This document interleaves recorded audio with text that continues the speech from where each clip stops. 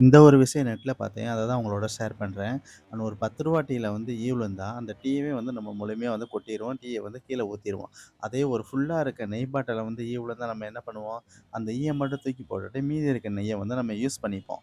ஏன்? ஏன்னா அது காஸ்ட்லி. இந்த டீ டீ வெறும் ரூ. 10 தானே அப்படின்னு. அது மாரி தான் இந்த சமூகமே வந்து சில நேரங்கள்ல இல்ல, எனக்கு தெரிஞ்சு எல்லா நேரங்கள்லயுமே அப்படித்தாங்க இருக்கு. மதிப்பு குறைவா இருப்பவர்கள்ட்ட சிறிய தவறா இருந்தாலுமே வந்து அவங்கள வந்து முழுமையா ஒதுக்கிர்றாங்க. அவங்களுக்கு வந்து ஃபுல்லாவே தண்டனை குடுக்குறாங்க. அவங்கள வந்து வசைபாடுறாங்க. ஆனா, இதே இந்த சமூகத்தில மதிப்பும், செல்வாக்கும் அதிகமா உள்ளவங்க தவறே செய்தாலும், அவர்களின் மதிப்பும், மரியாதையும் பல நேரங்கள்ல வந்து அப்படியே தாங்க தொடருது. ஆனா, உண்மையான மரியாதைன்றது பதவி, பணம் அல்லது புகழால வர்றது கிடையாது. நல்ல குணத்தாலும், நேர்மையாலயும் தான் கிடைக்கணும். ஆனா, இப்ப இருக்க காலகட்டத்தில இந்த சமூகத்தில அது கிடைக்கிறதே இல்லங்க. பதவி, பணம் இது வச்சிருக்கவங்களுக்கு மட்டும் தான் அந்த மரியாதை. அந்த பதவி, பணம் இல்லாதவங்களுக்கு வந்து மதிப்பே வந்து இருக்கிறதே இல்ல.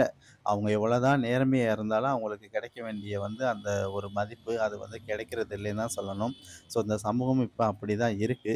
ஸோ, இத பத்தி நீங்க என்ன நினைக்கிறீங்கிறத என் கூட கமெண்ட்ல ஷேர் பண்ணுங்க. Thank you.